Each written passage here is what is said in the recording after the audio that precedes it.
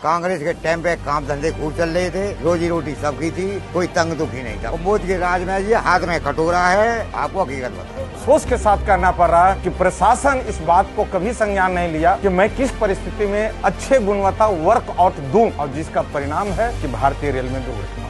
जब कमाई हो रहा है, वेबसाइट हो रहा है, उसका बच्चा बड़े बड़े स्कूल में पढ़ रहा है। हम लोग का मजदूर का बच्चा मुश्किल से खींचतान से 8वीं 9वीं 10वीं तक ले जाता है। आजकल हर चीज में नमक से लेके हर चीज में जीएसटी लगा दी, तो हर चीज में महंगाई है। महंगाई करो, कुछ भी करो, लेना तो पड़े, या गुरुद्वारे में जाके खाना खाओ के साथ बैठ के अच्छी बात बोल गए। उनकी बोल चाल प्यार मोहब्बत सब कुछ सही लगा दिया हमारे, और आश्वासन दे के गए हैं कि हम इसको पार्लियामेंट पे उठाएंगे।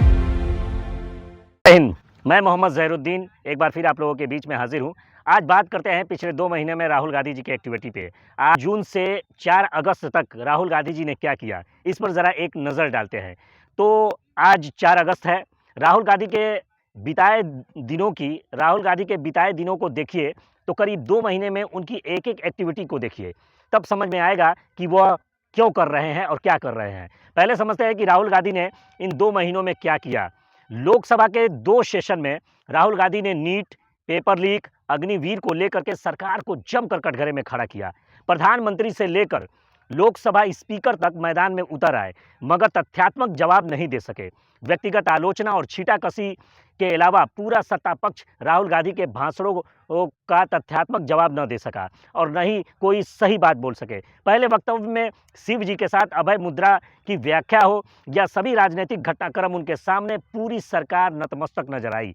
संसद में अभी चल रहा है दूसरे हिस्से में राहुल गांधी ने चक्रव्यूह और पद्मव्यूह, अभिमन्यु के चक्रव्यूह और भाजपा के पद्मव्यूह की व्याख्या करते हुए जो बातें उठाई, उनमें students, paper leak, NEET, basement में डूबने से मौत हो या किसानों का एमएसपी हो, पत्रकारों को कंटेनर में बंद करना हो या फिर जातीय जनगणना, पूरा सत्ता पक्ष उनके सामने बौना नजर आया। मंत्री समेत अनेकों अपरिपक्व नेताओं तक ने गाली गलौज से लेकर व्यक्तिगत हमलों के अलावा कुछ भी नहीं किया सदन के अंदर, न ही कोई तथ्यात्मक बात की। देश की जनता ने देखा कि कैसे राहुल गांधी को जात के नाम पर गाली दी गई और प्रधानमंत्री ने उसे सराहा भी, मगर राहुल थे कि दोनों ही वक्तव्यों में किसानों के लिए एमएसपी और गरीबों और पिछड़ों के लिए बराबर की भागीदारी के लिए जातीय जनगणना पर मजबूती से खड़े रहे। अब आते हैं सदन के बाहर। ये तो सदन का मामला था। अब सदन के बाहर राहुल गांधी जी उस शादी में नहीं गए जिसमें प्रधानमंत्री समेत सब पहुंच गए। राहुल गांधी जी को जब उस शादी का न्योता दिया जा रहा था तब वो मजदूरों से मिल रहे थे, लोको पायलट के साथ बैठकर समस्याएं सुन रहे थे। राहुल जब सुल्तानपुर कोर्ट पहुंचे, भाजपा के नेताओं के मुकदमों में राहुल जी खुद कोर्ट जाते हैं, वो गए और अपना पक्ष रखा। चाहते तो वो भी सीधे दिल्ली आ जाते, मगर वो वहाँ भी लोको पायलट से मिले और दूसरे कर्मचारियों से मिलने चले गए। रास्ते में किसानों से मिले, नीट के छात्रों से मिले और उन्हें भरोसा दिलाया कि आपके लिए इंसाफ की लड़ाई लड़ी जाएगी और अन्याय नहीं होने देंगे। राहुल गांधी रायबरेली में शहीद अंशुमान की मां से भी मिले। देश के सामने शहीद अग्निवीर के सम्मान में सरकार द्वारा झूठ बोलने जाने वाली बात को बेनकाब किया।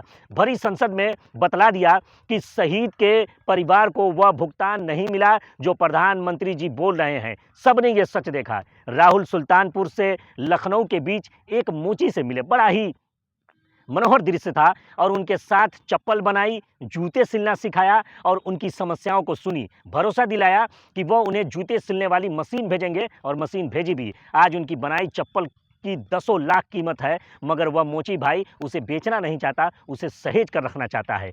जानते हैं क्यों? यही है सामाजिक न्याय कि जब सबको बराबरी का हक मिले। राहुल गांधी ने सबसे पहले वायनाड में भूस्खलन और बाढ़ के मुद्दे को सदन में उठाया। उन्हीं के कारण दिल्ली के बेसमेंट में डूबे छात्रों और वायनाड में अपनी जान दे चुके सैकड़ों लोगों को श्रद्धांजलि दी गई। राहुल प्रियंका गांधी के साथ वायनाड निकल गए, वहां पर उस जगह जा रहे हैं जहां लोगों ने नुकसान को झेला है।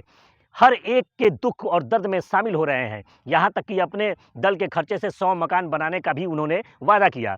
और तो समझना ही होगा कि राहुल वो सारे कार्य कर रहे हैं जो देश के प्रधानमंत्री को करना चाहिए था, जो देश की प्रधानमंत्री की कुर्सी पर बैठे व्यक्ति को करना चाहिए था। राहुल ने अपने राजनीतिक जीवन में उपेक्षा, घृणा, अलगाव, वो बदनामी, व्यक्तिगत आक्षेप क्या नहीं झेला, मगर ये बंदा भट्टा परसौल से आज वायनाड तक वैसे ही मजबूती से खड़ा है। कारण जानते हैं क्या है? कारण है इस मुल्क से बेपनाह मोहब्बत और यहाँ के लोगों से अथाह प्यार। राहुल अपने देश के हर नागरिक को बराबर का प्यार करते हैं। उनके दुख और दर्द में उनके दुख और दर्द को अपना समझते हैं, तभी वो हर परेशानी में बेलौस दौड़े चले जाते हैं। जो नहीं जानते हैं वो बैठकर सुनते हैं, उनके दर्द को महसूस करते हैं। राहुल जी ने जब किसानों को मिलने के लिए संसद में बुलाया तो यही तो मकसद था कि वह उन दीवारों के बीच में अपना दुख और दर्द बताए जो उन्हें दिल्ली न आने देने के लिए सड़कों पर कीले बो रही थी, पानी के टैंकर से उन पर हमले कर रही थी। राहुल इंसान की बुनियादी स्वतंत्रता और सम्मानजनक बराबरी के बहुत बड़े पैरोकार हैं। राहुल जी ने आगे बढ़कर नेता प्रतिपक्ष का पद संभाला क्योंकि पूरे गठबंधन की यही इच्छा थी। राहुल जी ने इन 2 महीनों में लोकप्रियता हो या फिर आम जनमानस की चिंता हो या फिर संसद में कमजोरों की आवाज हो या सत्ता पक्ष के सामने बहुत बड़ी चुनौती पेश की है, पूरा सत्ता पक्ष उनके सामने दिन ब दिन घटता ही जा रहा है। और राहुल जी सब इसलिए कर रहे हैं क्योंकि जनता यही चाहती है, उसने उन्हें ताकत दी है और जनता ने उनको ये आवाज उठाने की, कमजोरों की लड़ाई लड़ने के लिए बल दिया है और राहुल गांधी जी वो मजबूती से कर रहे हैं। जबकि आप देख सकते हैं कि एक तरफ ये कार्य वही कर सकता है जो देश के हर नागरिक से उसकी जाति, उसकी मजहब, उसका धर्म देखे बिना लोगों से प्रेम करता हो, मोहब्बत करता हो। यहाँ तो अगर 20 लोग गिरफ्तार होते हैं तो इतने बड़े पार्टी के मुख्यमंत्री सिर्फ 2 लोगों का नाम, वो भी उन लोगों का नाम जो शायद उन्हें वोट नहीं देते हैं, वो उस बिरादरी और जाति से आते हैं, तो उनका नाम करके कहते हैं कि इनके ऊपर तो हम बुलेट ट्रेन चलाएंगे। जबकि उसी अपराध में 14 ऐसे लोग भी हैं जो दूसरी बिरादरी से आते हैं, शायद इसमें उनका वोट बैंक था, तो इस पर वो आवाज़ नहीं उठाते हैं और सारी दुनिया में चिल्ला के कहते हैं कि हम तुष्टीकरण की राजनीति नहीं करते हैं। ये तुष्टीकरण की राजनीति नहीं तो और क्या है।